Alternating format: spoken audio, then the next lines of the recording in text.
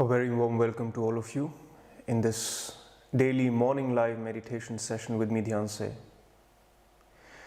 30 minutes every morning, we take one step further in this spiritual and meditative journey towards silence, towards awareness, love, peace, compassion, and some wisdom that brings us one step closer to putting our lives back in order.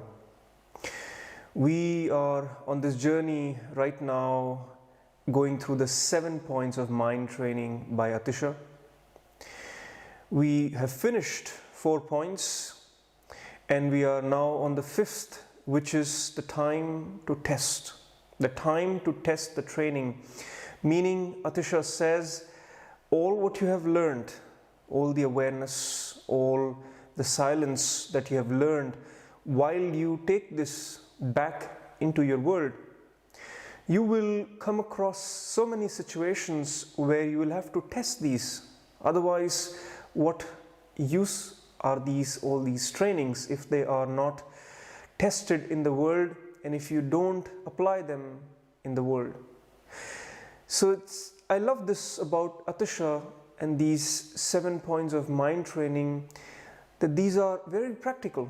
These are not only remaining in the realm of philosophy, remaining in the realm of intellectual understanding of this world, but also taking this wisdom, this spirituality, this meditation back to the world and testing it on daily basis. What is the outcome? Am I a different person? Am I the same person? Am I reacting and interacting with the world in the very same ways as I was doing before? Or am I doing it differently? If I am doing it differently, how does that matter?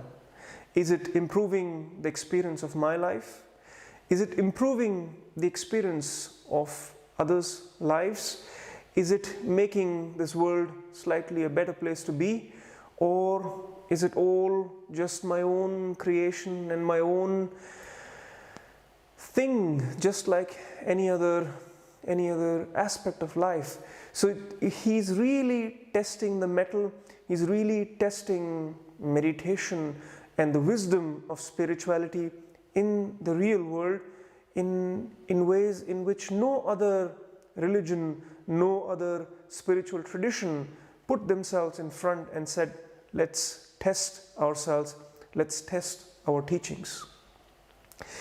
So in this point number 5, let me go through the few sutras that he had put together, and we'll go through them in the next days one by one. Atisha says in point number 5, all dharma agrees at one point. Of the two, witnesses hold the principal one. Always maintain only a joyful mind. If you can practice even when distracted, you are well trained.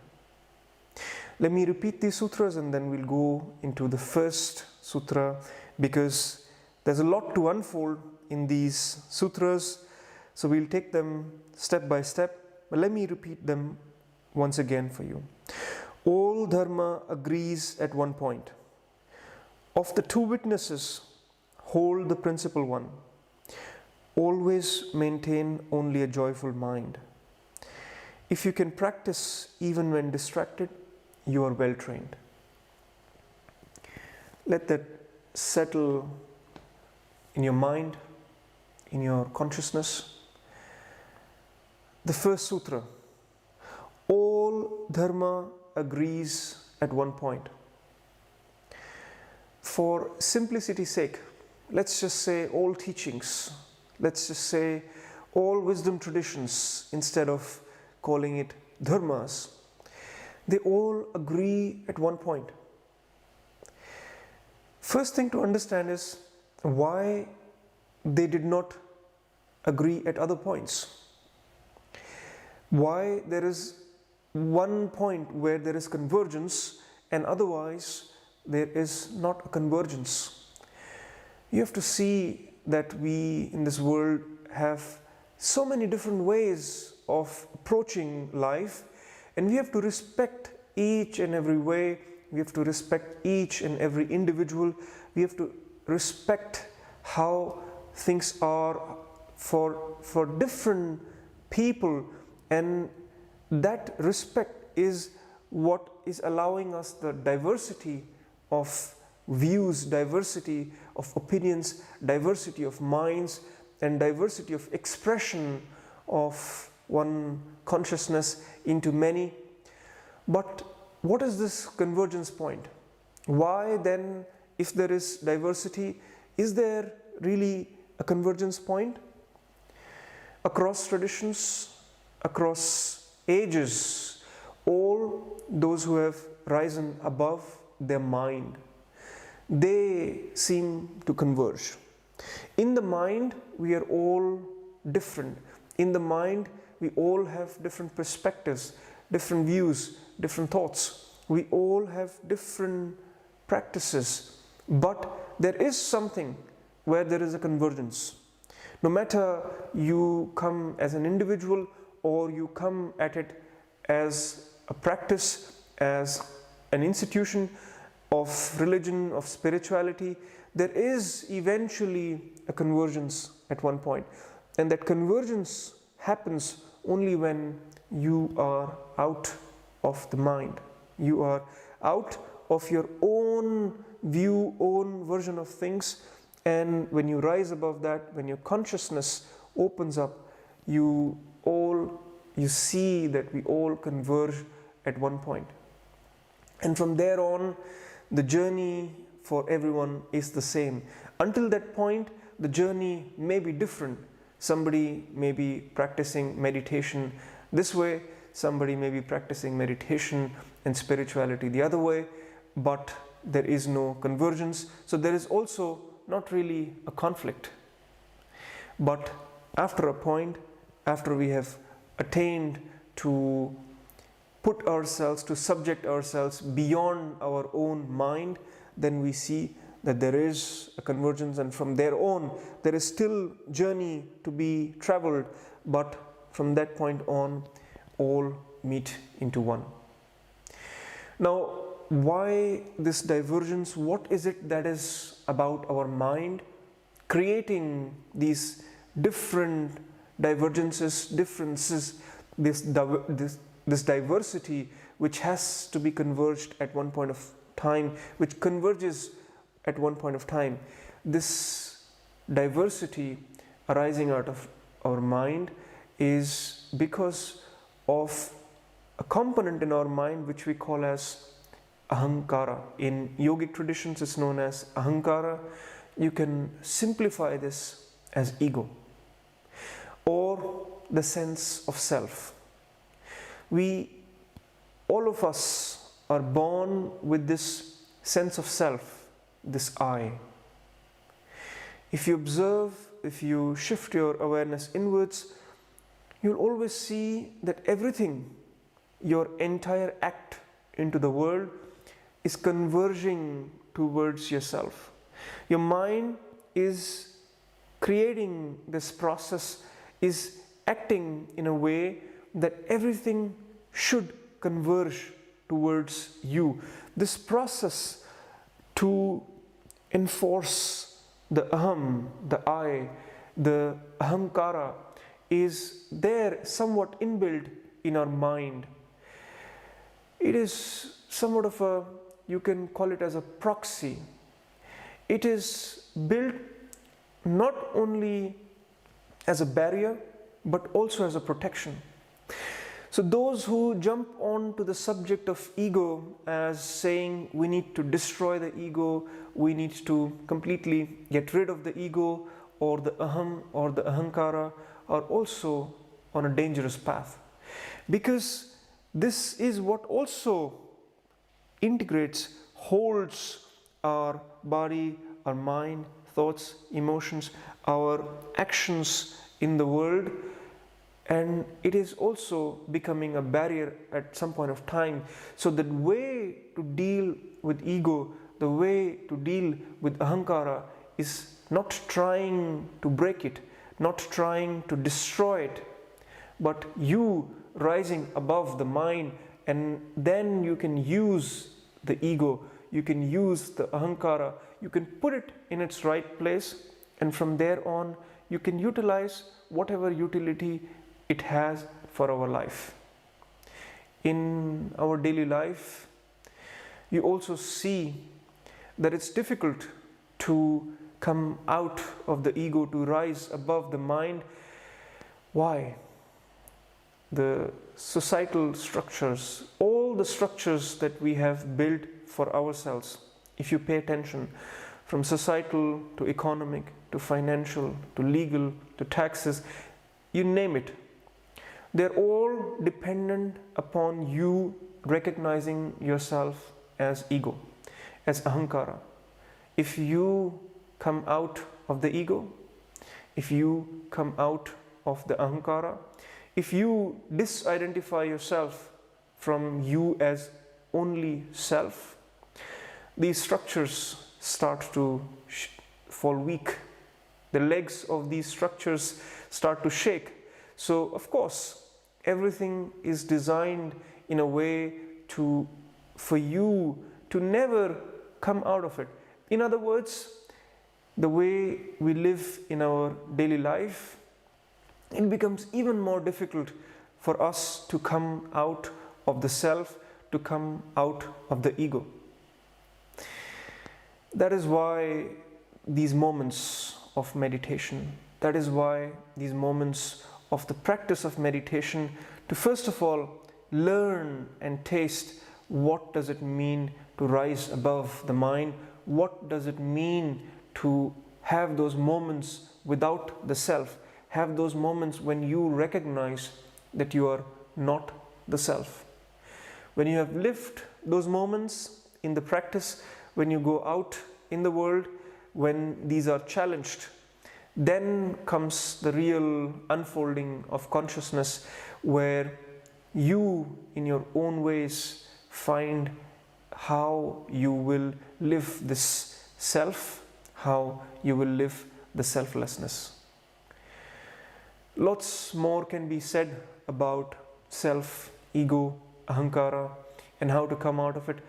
For today's session, I would like us to go into the practice. First of all, recognize ourselves as the self, see that all the time this is how we identify ourselves, how we recognize ourselves, and take few minutes to step out, few minutes to step away from the self and see, do we exist also as something beyond the self?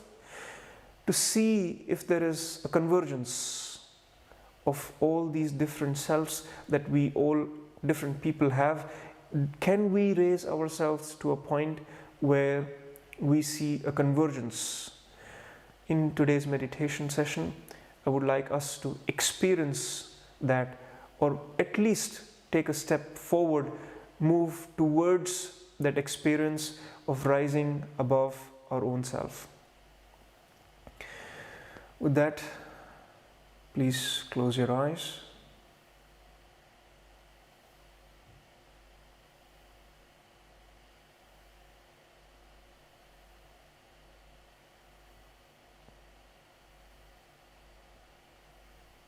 Sit in a posture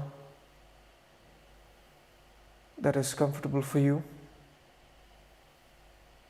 with your back upright.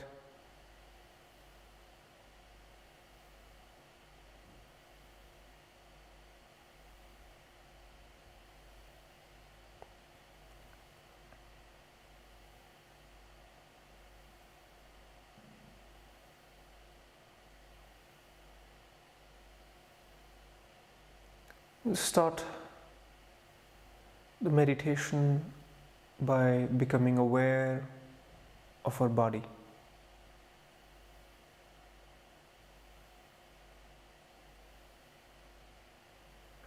That draws our attention our awareness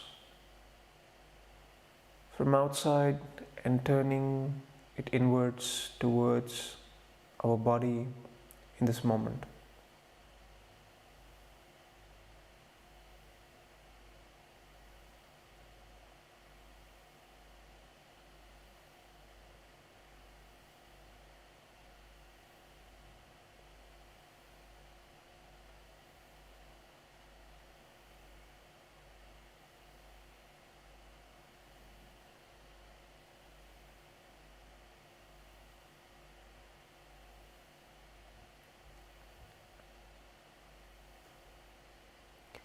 Breath flowing in and out naturally, and your awareness in this moment on your body.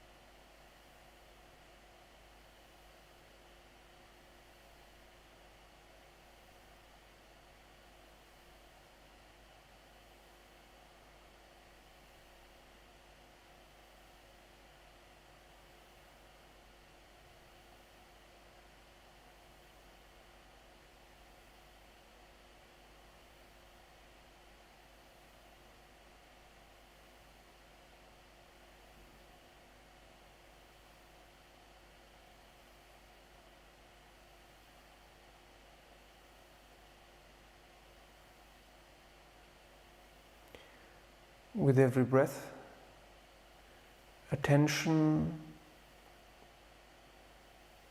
on your body, and this awareness of the inner space becoming brighter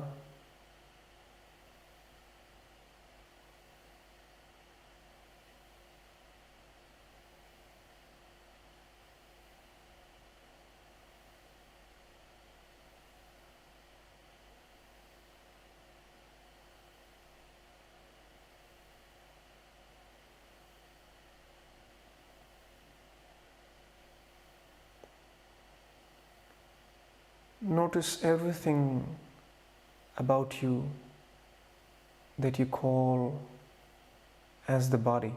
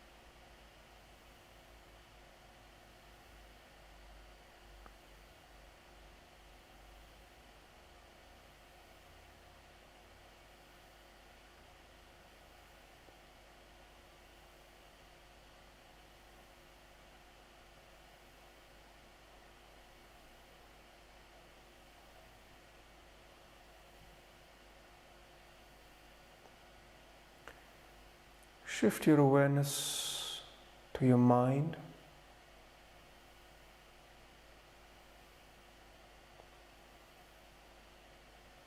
And for a couple of minutes, observe the contents of your mind, the thoughts, the images,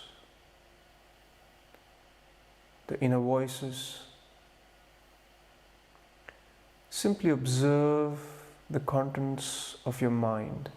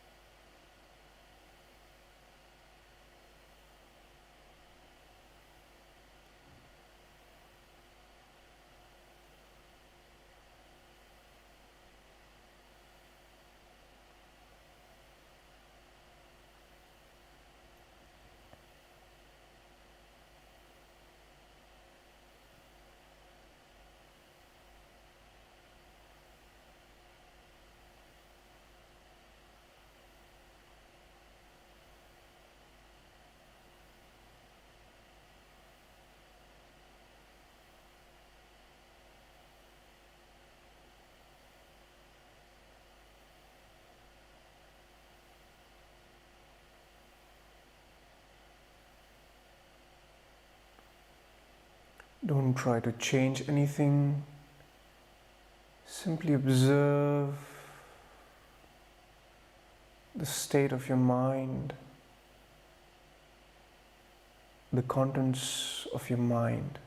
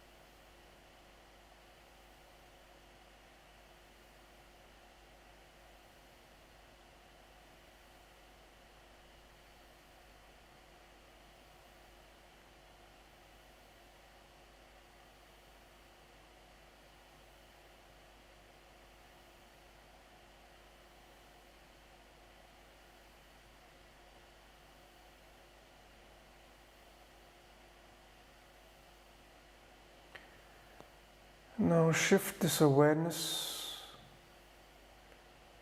to the sense of self,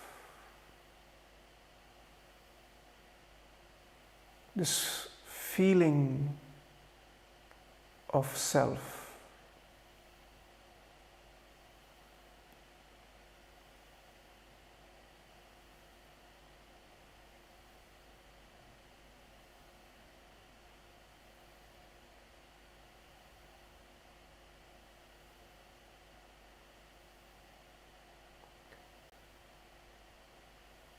The sense of I,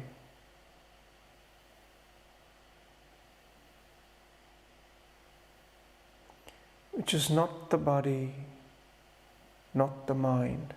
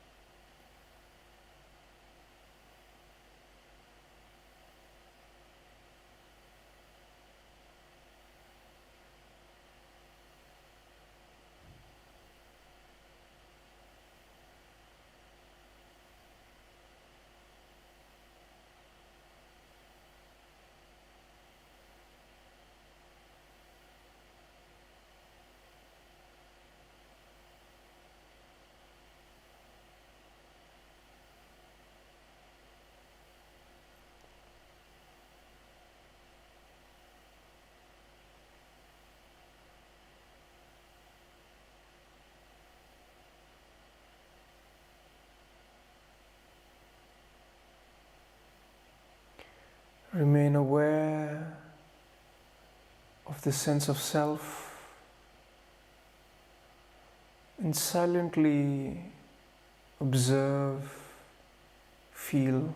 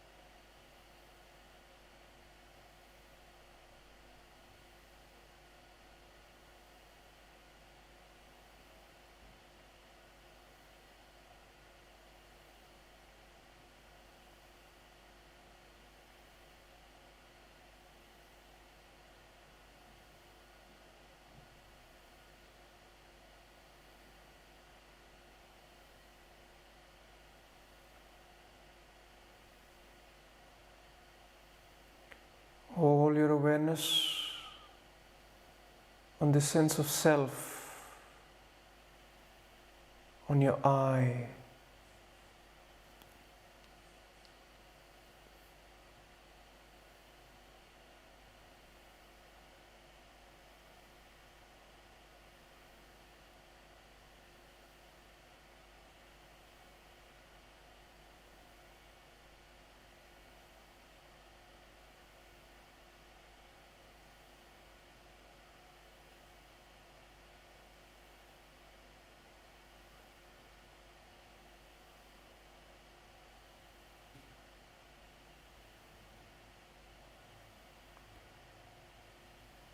put this I sense of self to rest and remain silent and simply aware for the next minutes.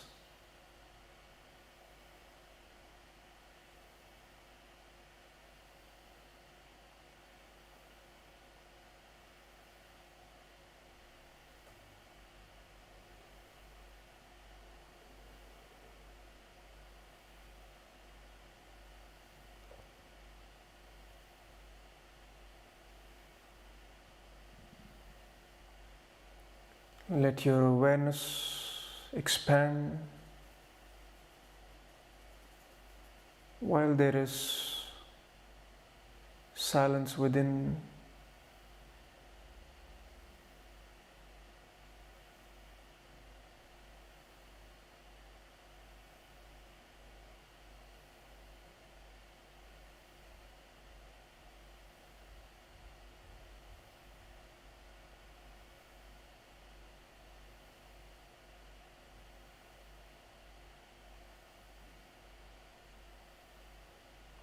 If you wish to stay longer in this silent awareness, let everything go, stay like this, or very gently and slowly you may open your eyes.